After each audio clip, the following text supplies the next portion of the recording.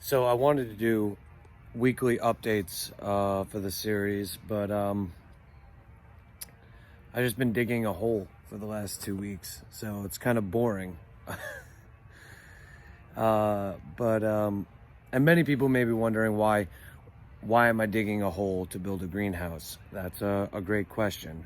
I went over it briefly in the last video, but I'm using a GAT system, which I retardedly said, I don't even know if you're allowed to use that word anymore. I said ground air or ground earth heat transfer system. It's a ground air heat transfer system. Basically, you're using the planet as insulation. So how the system works is you have an intake manifold, and what the intake manifold does is it has a fan attached to it. And during the day, when it gets to about 70 degrees, you know your fan should be triggered on by a temperature. So about 70 degrees in the greenhouse, the intake manifold, the fan turns on and pulls all the hot air out of the greenhouse and pushes it into a series of corrugated pipe underground. This actually, a lot of people initially when they heard of this idea were concerned about mold and that, but it seems like the process of pushing it underground, the humid air underground, actually removes the humidity and allows it to leach into the soil. Because as it gets underground, it gets cooler, condensating, turning back into liquid, and then out the exhaust manifold comes the cool air. So that's how the air conditioning, let's call it air conditioning, aspect of the GAT system works. Now, during the day, you're pushing all this hot air underground. And, you know, the pipe's corrugated, so it's breathable.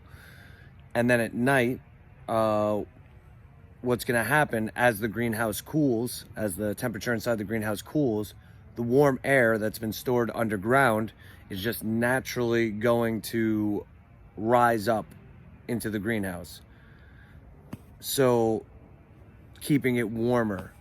I'm gonna have some other fallback plans. I intend on keeping my compost against the insulated north wall where there isn't going to be any glass. And so what I'm going to do with that is I'm going to run a sprinkler line. I'm going to have a tank, a trough of about 180 gallons of water inside the greenhouse, because water maintains temperature better than earth does. So what's going to happen is I'm going to have a pond pump inside the trough, and it's going to push water through a tube outside and underneath the compost against the back wall. There's going to be a coil of line. So the water runs through the coil underneath the compost. A good compost keeps a temperature of somewhere between 120 and 160 degrees. So the water is going to go through the compost and then come back out and drop back into the trough. So during the winter, I'm hoping that will be enough additional heat to keep it warm, because the whole goal is for all year round growing with the minimal amount of energy. Unfortunately, I'm going to need an electric fan, and I'm going to need an electric pond pump to push the water in the winter. But this is still all going to be a lot cheaper than using a space heater or a propane heater. So, you know, the fan, it costs a little more than a single light bulb.